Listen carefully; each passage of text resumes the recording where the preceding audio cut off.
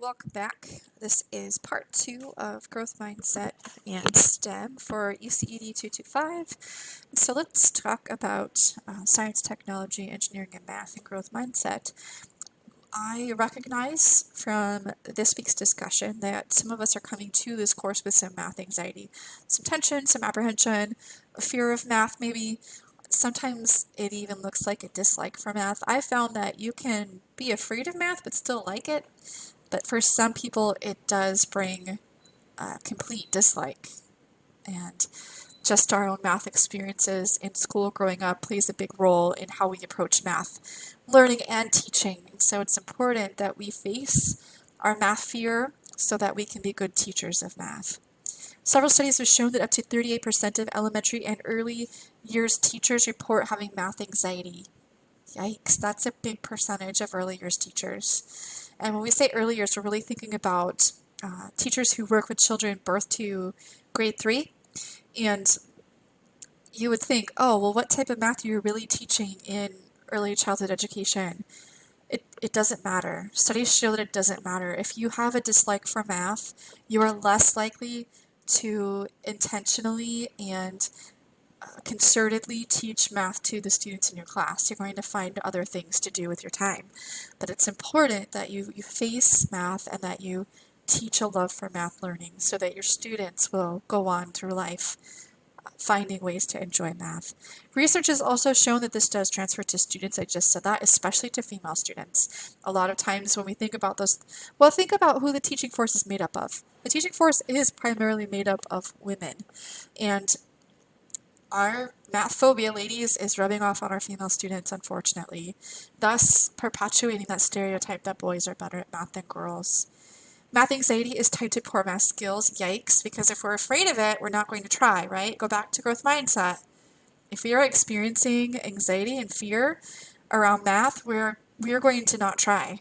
We're going to focus our attention on other things. We can alleviate it through growth mindset techniques.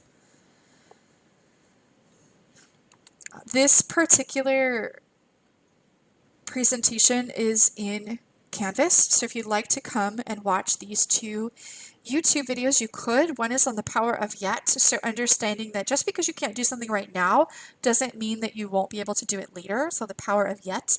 And the other video is on growing your mind and how to put concerted effort into tasks you thought you were bad at, which really you maybe just have a poor mindset about. Let's talk about brain plasticity. Our brain structure is constantly remolded by experience. Yes, we do have sensitive periods in our development that impact how and when we learn things and when our brains are primed for learning. But as we go through life, our brains are constantly remolded by our experiences. And so it's important that we provide early experiences in math because we are building a strong foundation. But just know that we can rebuild those brain structures through experience. And then brain plasticity, again, is constantly being remodeled by experience. You see these pictures here. You see a group of children learning the violin. You see a trolley, or not a trolley, but one of those double-decker buses and the cars in the UK. It looks like Britain. And then a couple playing chess, somebody writing a math equation on the board that looks very complex, somebody doing some yoga or some meditation. And it all points back to the brain. Our brains are quite malleable, and the things that we put our time and energy into are how those activities and experiences are what shape our brains. You're never going to know how to play chess if you don't try. You're never going to memorize or learn all of the streets in Britain if you're a taxi driver or a cab driver if you never get out there and drive the streets. And there's actually a study on British taxi drivers. They did scans of their brains before they were like at the early onset of getting hired, and then they did a brain scan later of their brains after having driven for many hours and many days. Their brain actually has rewired, and now they have memorized all of the streets and paths that they need to get their clients or cab riders to their destinations. It's quite astonishing to see that very obvious growth and change in the brain based on practicing a skill. Again, these videos will be posted. I don't have the ability to share my video in this screencast software, so this will be posted in Canvas if you'd like to watch this particular video. And then our culture sometimes does push this fixed mindset, right? What do we see here? Why try hard? I'm already number one. Homework overload, shut down in progress. Cooler than anybody here, right? So these t-shirts are kind of perpetuating this fixed mindset. I'm already the best. Why should I try? This is too hard, so I'm just going to quit. And this is part of our culture. This is the messages that our children are getting. This is the message we send through media, through clothing like this. It's pretty obvious. Instead, we need messages that motivate. And so I want you to stop and think. What are some ways that teachers can use feedback to promote growth mindset in their students? And we are going to talk about the class tool, the classroom assessment and scoring system in this class. In fact, it's one of the next presentations for week 3. And I'm going to give you some strategies on how to give messages to students that help motivate them and keep them engaged. But right now, on a piece of paper, I want you to write down some ideas of ways that you can motivate students and promote growth mindset. So think about your experiences as a math or science learner. Do you think that instructional environments you've experienced have supported your learning effectively? Why or why not? And I'm going to post this as a discussion this week. Here are some tips for framing a growth mindset. Focus on learning. So I was just sharing this with a group of parents today in a parent training. When you're thinking about virtual learning, because we are in the depths of COVID and we are in the depths of virtual learning, you have to think about an assignment or a task as who's being served. Is the learner serving the assignment, or is the assignment or task serving the learner? When you focus on the learning, you are serving the learner, and that's what any good task should do. Set challenging goals. Reach for them. Students are not expected to already know the new concept. They shouldn't be. You have to start somewhere. Mistakes are important. You should be celebrating mistakes just as much as you are celebrating accomplishment and success. Learning from a mistake is an accomplishment. Talk about mistakes. We are adults, but we make mistakes too, so talk about it when we make mistakes. I've made mistakes doing math on the board in front of 4th graders, and it is embarrassing, but then you just talk through it, and when students see you owning your mistake and saying, whoops, I think I did that wrong, let's try again, they're going to feel like it's okay to try again too.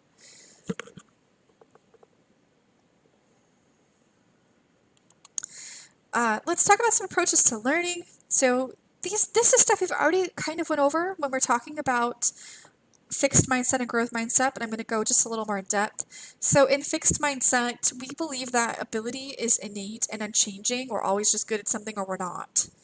But with skills, in growth mindset, our skills and our skill ability is a result of hard work, and we can always improve. When we face challenges, a fixed mindset sees them as something to avoid. Well, I'm not going to try that because it's going to be hard, and I don't want to do it if it's too hard. Maybe we'll reveal a lack of skill. I don't want people to know that I'm not good at this, and maybe it can be overwhelming. And then for a growth mindset, we embrace challenge. We see challenge as an opportunity to change, and we learn how to persevere or persist. With effort, in fixed mindset, you don't necessarily have to put in any effort if you're good at something. Effort is linked to being not good enough. If I have to try, I'm not good enough. In growth mindset, effort is essential and leads to mastery, if you can truly ever master anything, which we could talk about more later. And then in fixed mindset, feedback produces defensiveness and seems personalized. In growth mindset, feedback is useful, positive, welcomed, and identifies areas to improve. Setbacks in fixed mindset, we often tend to blame others. It's not my fault.